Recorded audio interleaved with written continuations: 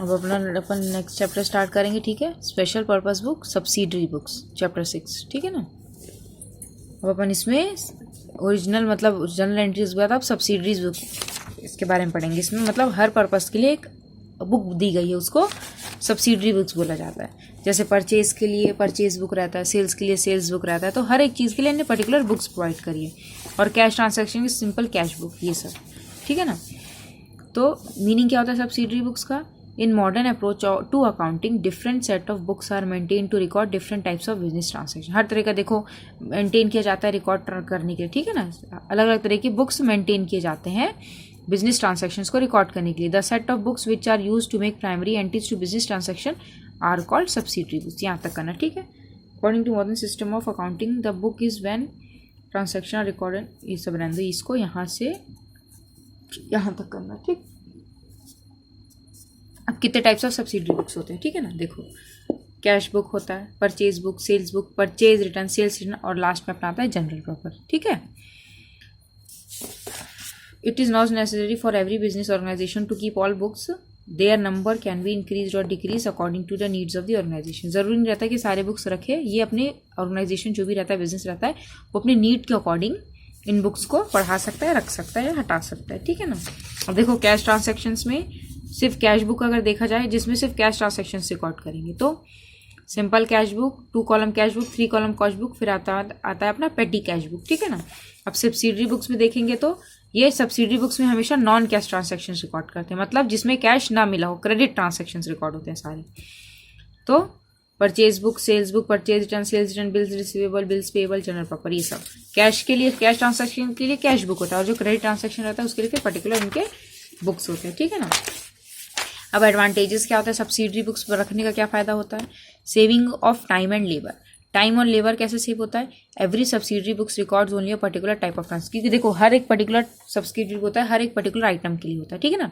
जैसे purchase item है तो सब परचेज के लिए है, तो उससे क्या रहता है हर ट्रांसैक्शन के एक पर्टिकुलर टाइप के लिए ट्रांसैक्शन उसमें, मतलब जैसे जो भी परचेज आपने किया, जितना भी परचेज किया, सब आप उसी बुक में रिकॉर्ड करोगे। इससे क्या होता है आपको ढूंढने में आसानी रहेगी। आपको जैसे किसी के परचेज का आपको अमाउंट ढूंढना है तो आपको पता है कि किस बुक में आपने रिकॉर्ड किया, तो आप फटाक से वहाँ से निकाल लोगे। ऐसे क्या फिर नीचे छांटते बैठ रहोगे अरे परचेज कहाँ है, पर वो एक ही जगह वो सारे ट्रांसैक्शन आपको मिल जाएंगे परचेज के। तो इससे क्या रहेगा, टाइम भी बचेगा और लेबर भी बचेगा। तो वही बोल रहा है sir, thus there is no need to make double entries and write narration. अब देखो जनरल एंट्रीज की अब इसमें जरूरत नहीं पड़ती, उसमें क्या रहता है अपन डबल एंट्रीज पास करते थे, डेबिट में, क्रेडिट में, फिर नरेशन लिखते थे। इसको रखने से ऐसे जरूरत नहीं पड़ेगी, डायरेक्ट अपन बुक्स बनाएंगे पर्टिकुलर, उसमें रिकॉर्ड कर देंगे और एंट्रीज भी करने की जरूरत नहीं पड़ेगी ना, नरेशन लिखने की पड़ेगी। इससे क्या होगा, सेविंग, टाइम भी बचेगा और अपने एफर्ट्स भी बचेंगे। तो यहाँ से यहाँ तक, फिर यहाँ से यहाँ तक कर देना काफ़ी है। डिवीजन ऑफ वर्क में क्या आएगा, due to sub division of transaction one purpose is to be record only in one book having similar type of. अब देखो अब इनने क्या किया, हर चीज़ का अलग अलग बुक मेंटेन कर रहा है, परचेज का अलग, सेल्स का अलग, परचेज रिटर्न का अलग, सेल्स रिटर्न का अलग, हर चीज़ का अलग अलग बुक बना रहा है और कैश बुक अलग बना रहा है। तो इसमें क्या रहता है, वर्क को डिवाइड करना पड़ता है। क्यों, एक इंसान एक बुक पे ही ध्यान देगा, क्योंकि एक इंसान 2 बुक तो नहीं बना सकता ना एक साथ। तो वर्क क्या होता है, अकॉर्डिंग डिस्ट्रीब्यूट हो जाता है, डिवीजन हो जाता है। इसलिए लिखा ना only in one book having similar type of transaction, ठीक है ना। 1 पर्सन रिकॉर्ड करेगा सिमिलर टाइप ऑफ ट्रांसैक्शन एक बुक में। This allow the division of work among different person and result in faster completion. अब जिससे क्या होगा, वर्क भी जल्दी कंप्लीट होगा, ठीक। Reduces the possibilities of fraud. अब इससे क्या होगा, फ्रॉड्स की पॉसिबिलिटीज कम होंगी ड्यू टू डिवीजन ऑफ। अब वर्क बढ़ गई है, सबको अलग अलग बुक दे दी, तो अगर कोई जैसे अब इसमें डेबिट अलग रहता है, क्रेडिट अलग जगह रिकॉर्ड होता है। और जैसे अपन जनरल में क्या करते थे, सब एक जगह रिकॉर्ड करते थे। अपन तो चाहते तो एक आध एंट्री गायब कर सकते थे, पर इसमें क्या होगा, आप भले आप अपनी तरफ से गायब कर दो पर सामने वाले की तरफ तो वो शो करेगा ना। आपने जैसे डेबिट आइटम गायब कर दिया पर दूसरा तो क्रेडिट साइड लिखेगा ही ना उसको, तो इससे फ्रॉड पकड़ा जाता है। तो वही बोल रहा है division of work, monitoring in work is reduce and better control can be maintain. The chance of fraud is reduce as it is apply internal cross checks of the control, क्योंकि internal checking करनी पड़ती है जिससे पता चल जाता है। Easy to find details, और डिटेल्स ही फाइंड करने में ईजी रहता है। Transaction of similar nature are recorded in the respective subsidiary book. जो सिमिलर नेचर के ट्रांसैक्शंस रहते हैं उनको हर सब्सिडरी बुक में अपन रिकॉर्ड करते हैं, ठीक है। इससे क्या होता है, in case of need that detail can be known easily और क्विकली। यहाँ तक कर लेना काफ़ी है। Reduction in chances of error, और क्या है, एरर्स के भी चांसेस कम रहते हैं। The responsibility of maintaining book is divided between different, अब देखो हर पर्सन को सिर्फ एक जैसा ही काम करने को बोला, इससे क्या होता है वो ज़्यादा एरर्स नहीं करे, क्योंकि उसको पता है इसको किस नेचर का रिकॉर्ड करना है, परचेज का, और वो भी क्रेडिट, तो उठा के उसमें डालता जाएगा, तो उससे क्या होगा, उसको बिल्कुल भी दिक्कत नहीं होगी, ठीक है ना। इजी इन चेकिंग एरर्स हो गया, इजी इन पोस्टिंग, अब पोस्टिंग करना भी इजी रहता है कि आपको पता है कि आपको आप कौन सा बुक बना रहे हो, तो आप सिर्फ आपको उसी नेचर का उठा के उस बुक में डालना है। जैसे सेल्स बुक बना रहे हो आप, तो सारे सेल्स आइटम्स आपको लेने, परचेज बना रहे हो तो सारे परचेज लेने, ऐसा, ठीक है ना। कैश बुक बना रहे हो तो जितने भी कैश के ट्रांजेक्शन है वो सब लेना है, इसलिए पोस्टिंग भी ईजी होता है और हर बिजनेस के लिए सुटेबल रहता है। किसी भी टाइप का बिजनेस हो सबके लिए सुटेबल होता है, हैंडल में इजी रहता है और सिक्योरिटी ऑफ अकाउंट्स होता है, ठीक है ना। आइए एडवांटेजेस हो गए, 5-6 एडवांटेजेस आप कर लेना सब्सिडरी उसके। अब हम सबसे पहला सब्सिडरी पढ़ेंगे, उसमें अब आता है अपना कैश बुक, ठीक है ना। कैश बुक की डेफिनेशन क्या आएगी, मिस्टर कार्टर के according that book of original entry which records cash receipts and cash payment, ये काफ़ी इतनी, वो बुक ओरिजिनल एंट्री की जिसमें रिकॉर्ड किया जाता है कैश रिसिप्ट्स मीन्स कैश का आना, और कैश पेमेंट मीन्स कैश का जाना, मतलब कहाँ कहाँ से कैश मिला है, कहाँ कहाँ आपने पेमेंट किया है, इसकी पूरी जानकारी मिलती है उस ओरिजिनल एंट्री की बुक में, जिसको बोला जाता है कैश बुक, ठीक है। अब इसके कैरेक्टरिस्टिक्स क्या होते हैं, रिकॉर्ड ऑफ कैश ट्रांसैक्शन, अब इसमें क्या करते हैं, रिकॉर्ड करते हैं कैश ट्रांसैक्शन के, only cash receipts and cash paid is record in this book, credit transaction are not recorded in it. अब इसमें क्या बोल रहा है, देखो कैश बुक में नाम कैश बुक है तो सिर्फ इसमें कैश का लेना कैश का देना ही रिकॉर्ड करेंगे, जो कि कैश का लेन देन से हो, क्रेडिट नहीं होना चाहिए, ठीक है ना, मतलब उधारी वाला नहीं, सिर्फ कैश में तुरंत ले आ गया हो, तुरंत बेचा हो, ऐसी ट्रांसैक्शन रिकॉर्ड करना है, क्रेडिट ट्रांसैक्शन रिकॉर्ड नहीं करना है। Part of a ledger in double entry system accounting, cash book is a ledger, देखो कैश बुक क्या है, एक लेजर फॉर्मेट में है, as well as book of original entry, thus in spite of being subsidy book it is also regarded as ledger account. देखो cash book को ledger account भी बोला गया है क्योंकि ये सब्सिडरी बुक की तरह इसका अलग रहता है, ठीक है ना, इसलिए इसको लेजर अकाउंट भी बोला जाता है। डेबिट एंड क्रेडिट एस्पेक्ट, अब इस कैश बुक में भी क्या रहता है, डेबिट इस साइड और क्रेडिट इस साइड, बिल्कुल लेजर की तरह फॉर्मेट रहता है, तो डेबिट क्रेडिट एक्सपेक्ट्स होते हैं इसमें भी। ओपनिंग और एंड क्लोजिंग बैलेंस, और कैश के भी ओपनिंग बैलेंस होते हैं और क्लोजिंग बैलेंसेज होते हैं। The first entry is cash book is made for opening balance, after reducing recording all the cash transaction for the period, cash balance is found out and is stated at last credit side of the cash book. record of discount में क्या आएगा, in double and triple cash book discount columns are also। अब देखो triple cash और double cash book में क्या रहता है, डिस्काउंट के लिए भी कॉलम बनाया जाता है जिसमें डिस्काउंट रिसीव होता है उसको रिकॉर्ड करते हैं क्रेडिट साइड, और डिस्काउंट जो अलाउ करते हैं उसको रिकॉर्ड करते हैं debit side. Record of bank transaction, और बैंक ट्रांसैक्शन भी रिकॉर्ड करते हैं, तो बैंक ट्रांसैक्शन किस में आता है, अपना दोनों बैंक ट्रांसैक्शन रिकॉर्ड करने के लिए 2 कॉलम्स बनते हैं, ठीक है ना, कैश का भी कॉलम बनता है, बैंक का भी कॉलम बनता है कैश बुक में ही, और कैश अकाउंट इज अननेसेसरी, ठीक है ना। तो कम से कम इसके 4-5 कैरेक्टरिस्टिक आपको पढ़ने हैं। अब एडवांटेजेस क्या होता है, कैश बुक बनाने से क्या क्या अपन को फायदा मिलता है। फर्स्ट क्या है, knowledge of cash in hand, मतलब आपको नॉलेज मिल जाएगी कि आपके पास कितना कैश है आपके हाथ में। क्यों, आप जैसे आप कैश के सारे ट्रांसैक्शन रिकॉर्ड करोगे तो आप खुद उसमें देखोगे यहाँ से पैसा मिला, यहाँ पेमेंट किया, उसमें से वो माइनस करोगे तो आपको खुद ही पता चल जाएगा कि आपके पास कितना कैश बच रहा है, बच भी रहा है या नहीं बच रहा है, ठीक है ना।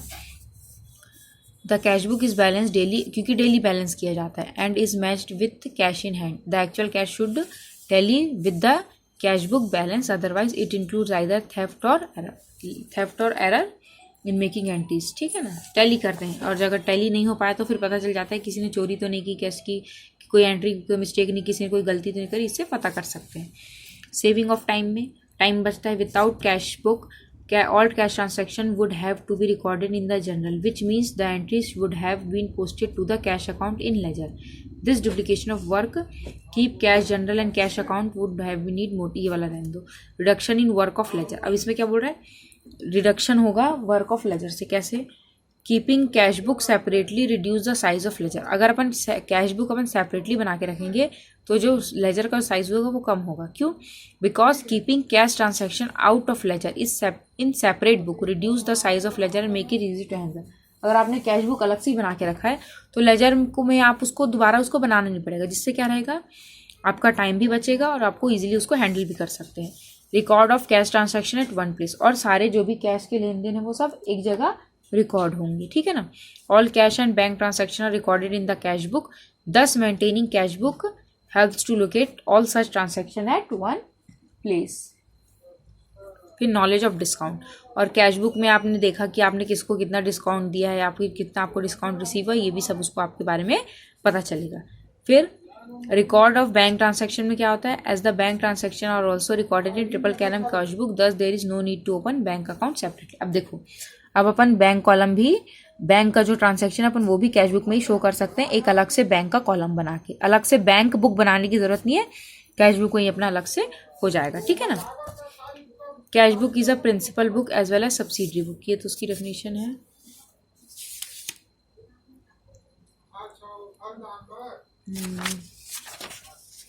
Producing of writing up a cash book, ये हो गया। अब देखो कितने टाइप्स ऑफ कैश बुक बनते हैं। फर्स्ट अपना आता है सिंपल और single column cash book, double column, three column, फिर पेटी कैश बुक। तो अपन को ये तीनों देखनी, ठीक है ना। इसके बाद अपन सब्सिडरी बुक्स में आ जाए, इसके बाद अपन अलग के बुक्स, परचेज वाले, सेल्स वाले लेंगे। सबसे पहले अपन क्या देखेंगे, सिंपल और सिंगल कॉलम कैश बुक। देखो इसका फॉर्मेट होता है, फॉर्मेट आपको बिल्कुल भी भूलना नहीं है। Date, particulars, voucher number, ledger folio, amount, ये पूरा हो गया डेबिट साइड का। अब इतना ही आपको पूरा क्रेडिट साइड का बनाना है। सेम आइटम्स रहेंगे, बस डेबिट और क्रेडिट लिखना है। Date, particulars, voucher number, ledger folio, amount. कितने कॉलम बनेंगे टोटल, 1 2 3 4 5 6 7 8 9 10, टोटल 10 कॉलम्स बनेंगे, ठीक है ना। 5 डेबिट के, 5 क्रेडिट के, ये फॉर्मेट हो गया। अब डेट में क्या रखते हैं, जो भी ट्रांसैक्शन जिस दिन हुआ है उसकी डेट डालेंगे, ठीक। पर्टिकुलर्स में वो किससे रिलेटेड ट्रांसैक्शन है, उस ट्रांसैक्शन में आपने क्या किया वो डालेंगे। वाउचर नंबर में क्या आता है, in this column the number of voucher which is the proof of transaction, means उसमें आपने जो भी वाउचर से उस ट्रांसैक्शन को उठाया उसमें आप वाउचर नंबर डालोगे, जैसे 1 नंबर 2 नंबर। इससे क्या रहता है कि एविडेंस रहता है, प्रूफ रहता है कि हाँ वो ट्रांसैक्शन सही में हुआ है। लेजर फोलियो में क्या रहता है, entries from cash book are posted to ledger. अब देखो कैश बुक से अपन लेजर फोलियो में नंबर डाल देते हैं, जिससे क्या रहता है पोस्टिंग करने में लेजर में ईजी रहती है। और फिर अमाउंट आपको पता है जितने का लेन देन किया वो अमाउंट आपको डालना है। बैलेंस के, balancing the cash book and carry for. अब इसमें देखो क्या आता है, सबसे पहले ओपनिंग कैश बुक लिखते हैं अपन, किस साइड लिखेंगे, बैलेंस ब्रॉट डाउन इसमें लिखा नहीं। बिजनेस स्टार्टेड विथ, तो बिजनेस अपन स्टार्ट करेंगे कैश से, ठीक है ना। तो बाय बैलेंस कैरी डाउन लिखते हैं जब ओपन करते हैं, तो नहीं सॉरी, जब क्लोज करेंगे तो बैलेंस कैरी डाउन लिखेंगे, जब ओपन करते हैं अपन उसको, जब ट्रांसफर करते हैं आगे तो बैलेंस ब्रॉट डाउन लिखते हैं, ठीक है ना। ये अपन जब क्वेश्चन करेंगे ना तो आपको अच्छे से समझ में आएगा। चलो इसके फर्स्ट एक इलस्ट्रेशन में समझा देती हूँ, ठीक है ना। Cash book single column, simple cash book बनना है, सिंगल कॉलम वाला। देखो पर्टिकुलर्स बना है, date, particulars, voucher number, ledger folio, amount.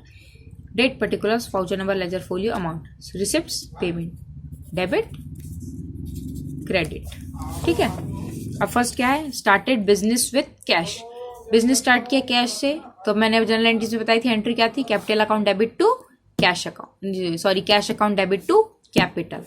Cash book है, एंट्री कैसे, देखो आपको अगर ऐसे नहीं आती तो जनरल से लेजर में कैसे, इसमें कैसे पोस्ट करोगे। देखो एंट्री अपन क्या पास करते थे, कैश अकाउंट डेबिट की, डेबिट टू कैपिटल, यही एंट्री पास करते थे ना अपन। जब अपन जनरल एंट्री पास करते तो cash account debit to capital लिखते थे। अब देखो अपन क्या बना रहे हैं, कैश बुक।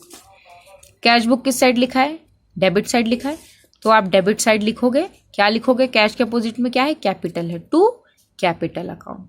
जैसे जनरल एंट्री करनी बिल्कुल उसी कोई में से ही आपको पोस्ट करना है, बहुत ईजी है, ठीक है, समझ में आया। कैश बुक है, कैश यहाँ लिखा है, किस साइड कैश लिखा है, डेबिट साइड, तो आपको डेबिट साइड लिखना है, क्या उसके अपोजिट में क्या है, टू कैपिटल। तो 1 जनवरी जून को स्टार्ट किया, तो 1 जून टू कैपिटल अकाउंट। कितने का बिजनेस स्टार्ट किया, 1200 आया समझ में, ठीक है। उसके बाद परचेज गुड्स फ्रॉम प्रसाद, अपन ने गुड्स परचेज किया प्रसाद से। अब देखो यहाँ पे नाम लिखा है, कैश नहीं लिखा है, तो ये कौन सा अपन मान के चलेंगे,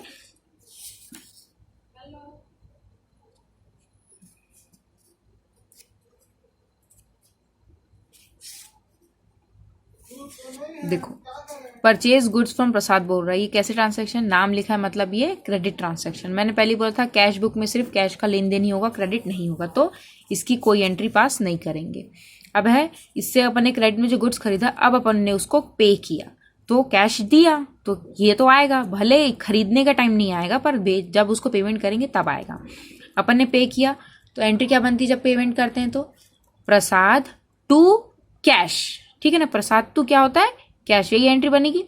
तो प्रसाद डेबिट टू कैश। अब कैश किस साइड है, क्रेडिट साइड है, तो आपको क्रेडिट साइड लिखना है और अपोजिट में क्या है कैश के, प्रसाद, तो बाय। अब देखो ये भी लिखना पड़ता है, डेबिट साइड 222 लिखना पड़ता है और credit side by by by लिखना पड़ता है, तो बाय प्रसाद 390, आया समझ में। फिर है गुड सोल्ड टू महेश। अब सिंपल इसमें महेश लिख दिया, कैश नहीं लिखा, मतलब ये कौन सा ट्रांसैक्शन है, क्रेडिट है, इसको भी नहीं रिकॉर्ड करेंगे। अब रिसीव्ड फ्रॉम महेश, जो अपन ने गुड्स बेचा था महेश को, ठीक है ना, अब अपन ने गुड्स बेचा था महेश को, अब अपन उससे रिसीव कर रहे हैं पैसा 560, तो इसकी एंट्री क्या बनेगी, cash account debit to Mahesh आएगी entry, cash account debit to Mahesh. Cash किस साइड है, डेबिट साइड है, तो आपको डेबिट साइड लिखना है, अपोजिट में क्या है महेश, तो टू महेश 560, आया समझ में। फिर कैश सेल्स है, कैश सेल्स की आपने कैश में बेचा तो एंट्री क्या बनती है, cash account debit to sales. Sales किस साइड है, cash account debit to sales बना, तो कैश किस साइड है, डेबिट है ना, डेबिट साइड लिखेंगे, अपोजिट में क्या है सेल्स टू सेल्स अकाउंट 375। फिर परचेज गुड्स फॉर कैश, अपन ने गुड्स खरीदा कैश में, तो एंट्री क्या थी इसकी, journal entry purchase account debit to cash. Cash किस साइड है, क्रेडिट साइड है, तो क्रेडिट साइड लिखेंगे by purchase account 5750। Bought furniture, अब फर्नीचर खरीद के लाए हैं, कैश में खरीदा होगा, एंट्री क्या बनती थी, फर्नीचर टू कैश। कैश किस साइड है, क्रेडिट साइड है, तो क्रेडिट साइड लिखना है बाय फर्नीचर अकाउंट 250।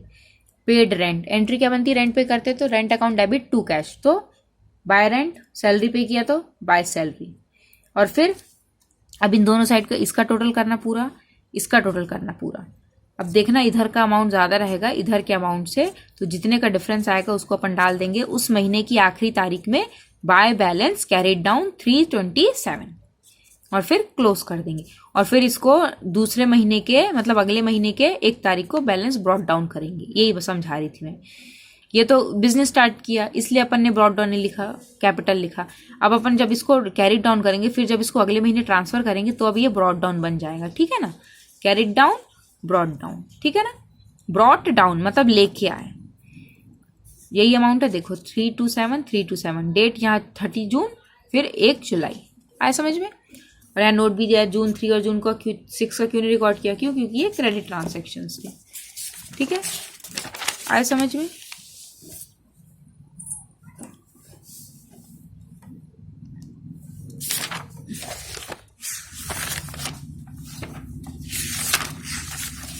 इसका एक ही क्वेश्चन दिया है उन्होंने, ये 2 क्वेश्चंस दिए हैं। चलो मैं आपको एक से क्वेश्चंस बता देती हूँ, ठीक है ना। ये सेकंड वाला मैं बता देती हूँ आपको।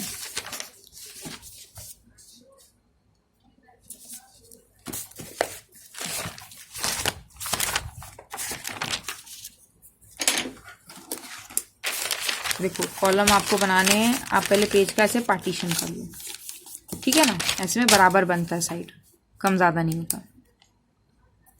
पार्टीशन कर दिया, यहाँ पे लिखेंगे कैश बुक, सिंगल कॉलम लिख लेना, ठीक है ना, सिंगल कॉलम कैश बुक, ठीक है ना। अमाउंट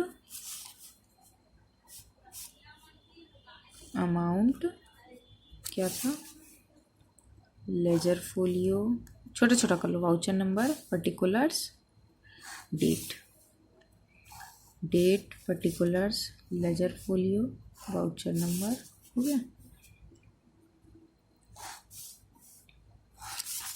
देखो date particulars, voucher number, LF, amount, date particulars, voucher number, LF, amount, ये कॉलम है। मैं भी देख लूँ एक बार, गड़बड़ ना हो जाए। हाँ सही बनाया, वेरी गुड, ठीक। अब फर्स्ट एंट्री मैं सेकंड वाला बता रही हूँ, ठीक है, आप फर्स्ट वाला खुद बना के देखना, इजी है। कैश बैलेंस, अब देखो यहाँ पे बिजनेस स्टार्ट की एंट्री दी होगी तो आपको कैपिटल लिखना। अब यहाँ पे ऑलरेडी बिजनेस स्टार्ट हो चुका है, अपना कैश बैलेंस दिया है, मीन्स बैलेंस ब्रॉट डाउन दिया है, कितने का, 1 मार्च 2016 है, तो यहाँ पे 2016 डाल देना, ठीक है ना, 2016 1 मार्च। कैश बैलेंस दिया means to balance brought down, जो पहले अपन लेके आए कितना, 12,5 0। ठीक, अब पेड टू राजेश, राजेश को अपन ने पे किया तो इसके जनरल एंट्री क्या बनती है, Rajesh debit to cash, cash किस साइड है, क्रेडिट साइड है ना, राजेश टू कैश, तो वन लिखेंगे बाय राजेश, अमाउंट कितना आएगा 500। ठीक है ना। Sold goods for cash, goods बेचा कैश में, तो एंट्री क्या बनती, cash account debit to sales, cash debit side है तो यहाँ लिखेंगे टू सेल्स अकाउंट, डेट डालेंगे राजेश के में 2 मार्च और सेल्स कर रहे हैं 3 मार्च। कितने का गुड्स बेचा, 100 रुपीज़ का। ठीक, अब receive from cash, receive cash from Shiva, Shiva से कैश रिसीव, और एंट्री क्या बनेगी, कैश टू शिवा, है ना, कैश रिसीव हो रहा है तो कैश टू शिवा, तो कैश किस साइड, इस साइड है, टू शिवा, डेट 12 मार्च, कितना 230। फिर क्या है, कैश परचेज, परचेज किया है कैश में, ठीक है ना, एंट्री क्या बनती है, परचेज टू कैश, तो परचेज टू कैश, तो यहाँ पे आ जाएगा बाय परचेज अकाउंट, डेट क्या है 16 मार्च, 16 मार्च 240। फिर पेड वेजेस, वेजेस पे किया तो एंट्री क्या बनेगी, wages to cash, by wages 21 March 50 rupees. फिर क्या है, drew for personal use, personal use के लिए पैसे निकाले हैं अपन ने, तो इसकी एंट्री क्या बनती है, ड्राइंग टू कैश, तो यहाँ पे लिख देंगे बाय ड्राइंग अकाउंट, डेट क्या है 25 मार्च 100 रुपीज़। फिर क्या है, पेड टू गोपाल दास, गोपाल दास को अपन ने पे किया तो एंट्री क्या बनती है इसकी, गोपाल दास टू कैश, तो यहाँ लिखेंगे बाय गोपाल दास, नाम के साथ अकाउंट कभी नहीं लगाते, ठीक है ना, 500, डेट क्या है 26 मार्च। फिर कैश सेल्स, फिर कैश में अपन ने बेचा तो एंट्री क्या बनेगी, से कैश टू सेल्स, तो to sales account, date 28 March, कितने में बेचा 480। फिर last entry paid rent, rent pay किया तो एंट्री क्या बनती है, rent account debit to cash, तो by rent account, date 31 March 140। आए समझ में, हो गया। अब देखो, अब दोनों साइड का टोटल करो, ठीक है ना, इधर का कितना, पहले हमेशा इधर का ज़्यादा आएगा, ठीक है ना, क्योंकि अपन को यहाँ पे ब्रॉड डाउन तो कैरी डाउन हमेशा इधर ही आता है। कितना आएगा 1250 प्लस 100 प्लस 230 प्लस 480, कितना आया 2060। ठीक है, अब इधर का 500 plus 240 plus 50 plus 100 plus 500 plus 140, इधर का कितना आया 1530। अब देखो डेबिट साइड अपना ज़्यादा है क्रेडिट साइड से, ये डेबिट साइड अपने क्या आते हैं, रिसिप्ट्स आते हैं, मतलब जहाँ से अपन को रिसिप्ट हुआ है, और ये क्या होता है अपना पेमेंट होता है। अब आप खुद ही कंपेयर करके देख लो, रिसिप्ट्स आपके ज़्यादा हैं पेमेंट से, तो यहाँ पे डाल देंगे डिफरेंस अमाउंट को किस नाम से, बाय बैलेंस कैरेट डाउन। कितना डिफरेंस आएगा माइनस कर लेते हैं, 2060 माइनस 1530, कितना आ गया 13। एक मिनट रुको, डिफरेंस आ रहा है यहाँ पे, कुछ मैंने कुछ अमाउंट गलत तो नहीं डाला ना,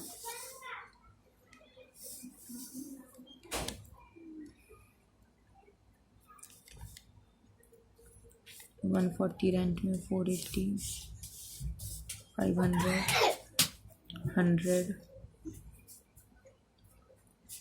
50 240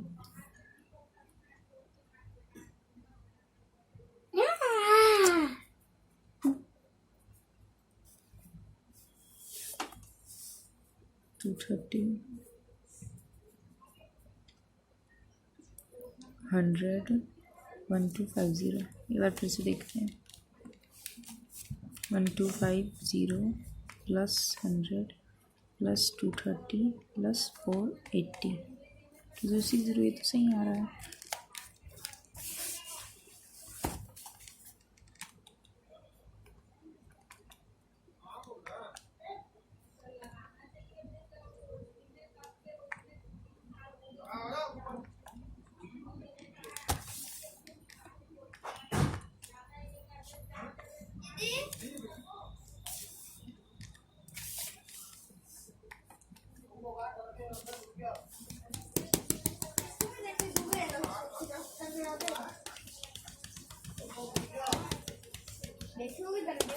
ये गलत लिखा, मुझे आंसर ऐसा लग रहा है। इतना डिफरेंस आ रहा था, 2060 माइनस 1530 कितना आ रहा है 530। अरे आ तो रहा है 530, मैंने माइनस नहीं किया था क्या? 2060 माइनस 2060 माइनस 1530 आ तो रहा है 530, ठीक है ना। तो ये 530 अपना आ गया आंसर। 31 लास्ट डेट पे लास्ट डेट डालेंगे अपन, ठीक है ना, लास्ट डेट ही रहेगा। अब इसको क्लोज करेंगे बड़े वाले टोटल से। बड़े टोटल क्या था? 2060, ठीक है। अब इसको अपन कैरी फॉरवर्ड करेंगे नेक्स्ट मंथ की फर्स्ट डेट पे, ब्रॉट डाउन करेंगे। तो यहाँ पे लिख देंगे 2 बैलेंस ब्रॉट डाउन, छोड़ देंगे ब्रॉट डाउन कर कितना 530। डेट क्या आएगी? मार्च चल रहा है तो 1 अप्रैल, ठीक है। ऐसे आए समझ में?